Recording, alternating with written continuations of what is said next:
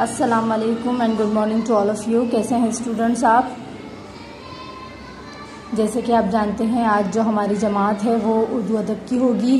اس میں آج ہم نئی نظم پڑھیں گے علامہ اقبال.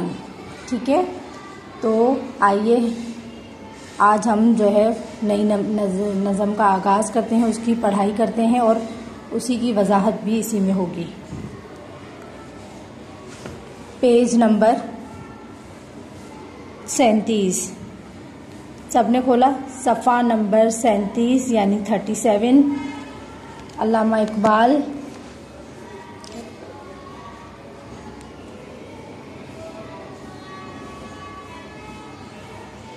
جی، یہ تصویر کس کی ہے بوجھو ذرا، جو ہے سوچ میں غرق بیٹھا ہوا.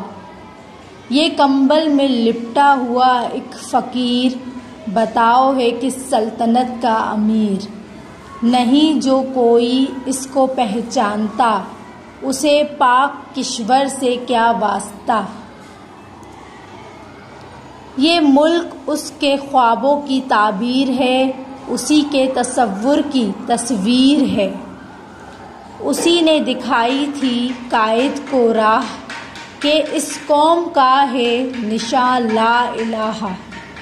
یہ بانگ درہ اور ضرب کلیم، اسی ایک گل کی ہے پھیلی شمیم. ہے سارا زمانہ اسے جانتا، کہ ہے اس کی عظمت کو پہچانتا. نہیں سمجھے نام اس کا اقبال ہے، وہ آزاد قید و ماں وصال ہے. شاعر کا نام کیا ہے؟ خورشید رضوی.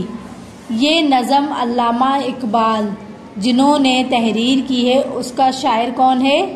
خورشید رضوی. تو آئیے پہلے ہم اس نظم کو ہم سمجھنے کی کوشش کرتے ہیں. دیکھیں، یہ تو آپ سب کو پتہ ہے بیٹا، آپ لوگ سب اسٹوڈنٹس جانتے ہیں ہمارا جو ملک ہے 1947 میں جو ہے اس دنیا کے نقشے پر آیا. ٹھیک ہے، اور صرف یہ نہیں کہ اس ملک کو بس ہمیں آزاد ہو کے مل گیا، نہیں، بلکہ اس کے پیچھے جو کہانی ہے، اس کے پیچھے لوگوں کی جو قربانیاں ہیں، یعنی جو ہمارے بڑے بزرگوں نے اس وطن کو حاصل کرنے کے لیے قربانیاں دی ہیں، تو اس میں ان کا خون شامل ہے. آپ جانتے ہیں کہ ہمارا جو وطن ہے، ہمارے ملک کا جو ہے بانی کون ہے؟ قائد اعظم محمد علی جناح. ان کی انتھک محنت کی وجہ سے ہم نے آج یہ وطن حاصل کیا ہے. پر صرف نام یہاں پہ قائد اعظم کا ہی نہیں، ہم صرف قائد اعظم کا ہی نام نہیں بتلائیں گے، بلکہ ان کے ساتھ ساتھ ہماری اس آزادی میں کون کون شریک تھا، کس کس کو یہ شہ جاتی ہے. تو اس میں علامہ اقبال، لیاقت علی خان، مولانا علی جوہر، مولانا شوکت علی، یعنی اس کے علاوہ بے شمار ہمارے جو بزرگ ہیں جنہوں نے اپنی انتھک محنت کی وجہ سے ہمیں ایک آزاد وطن حاصل کر کے دیا. ہمارے جو آپ نے کہا، یہ تو سنا ہی ہوگا کہ بانی پاکستان تو قائد اعظم ہے، پر کیا آپ یہ جانتے ہیں کہ پاکستان کا تصور کس نے پیش کیا؟ یعنی پاکستان ایک الگ وطن ہونا چاہیے، یہ خیال کس کا تھا، یہ خواب کس کا تھا؟ تو وہ کوئی اور نہیں بلکہ علامہ محمد اقبال ہیں. انہی کی یہ سوچ تھی، ان کا تصور تھا کہ مسلمانوں کے لیے ایک الگ وطن ہونا چاہیے. یہ ان کا خواب تھا، جن کی تعبیر جو ہے علامہ اقبال کا یہ خواب تھا، اور قائد اعظم نے اس کو عملی جامہ پہنایا اور ہمارے لیے ایک آزاد وطن کے لیے جدوجہد کی اور ہمیں ایک علیحدہ وطن حاصل کر کے دیا. تو کیا ہم علامہ اقبال کو نہیں جانتے؟ ہم ان کو شاعر مشرق بھی کہتے ہیں، یہ شاعر مشرق بھی ہیں.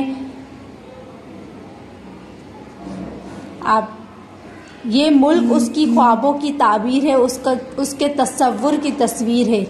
اس شعر میں آپ سمجھیں اس شعر کا کیا مطلب ہوا. اس کی اگر ہم تشریح کریں، یہ ملک اس کے خوابوں کی تعبیر ہے، یعنی خواب کس نے دیکھا تھا؟ جیسے کہ میں نے بتایا، علامہ اقبال نے ایک علیحدہ وطن حاصل کرنے کا خواب دیکھا. یہ اور آج جو ہم نے پاکستان حاصل کر لیا ہے، یہ اسی تصور کی تصویر ہے، یعنی یہ انہی کے خوابوں کی تعبیر ہمارے سامنے ہے. ہمارے جو ہے ہمارے پاکستان ہمارے سامنے ہے، ہم اس میں رہتے ہیں آزادی کے ساتھ. یہ اسی کی جو ہے ایک خوابوں کی تعبیر کی صورت ہے ہمارے پاس.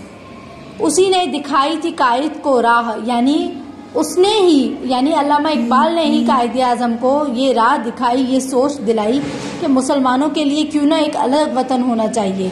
کہ کیونکہ ہماری جو ہے رسم و رواج، ہمارا مذہب، ہمارے جو عقائد ہیں وہ ہندوؤں سے بہت الگ ہیں.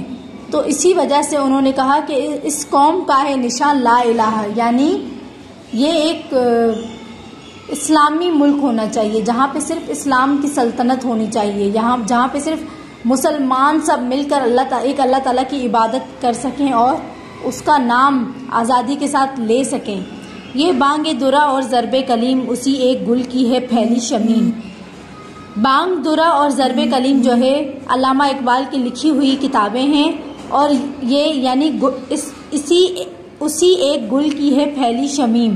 یہاں پر شاعر نے جو ہے گل، یعنی گل کو جو ہے کس سے، علامہ اقبال کو گل کی مانند قرار دیا، ایک پھول کی مانند قرار دیا ہے کہ یہ جو کتابیں ہیں یہ اسی کی پھیلی ہوئی شمیم، مطلب پھولوں کی خوشبو ہے. سارا زمانہ اسے جانتا کہ ہے اس کی عظمت کو پہچانتا. کیا ہم واقف نہیں کہ علامہ اقبال کون ہیں، انہوں نے ہمارے لیے کیا کیا؟ ہم اپنے عظیم رہنماؤں کو کیسے بھول سکتے ہیں؟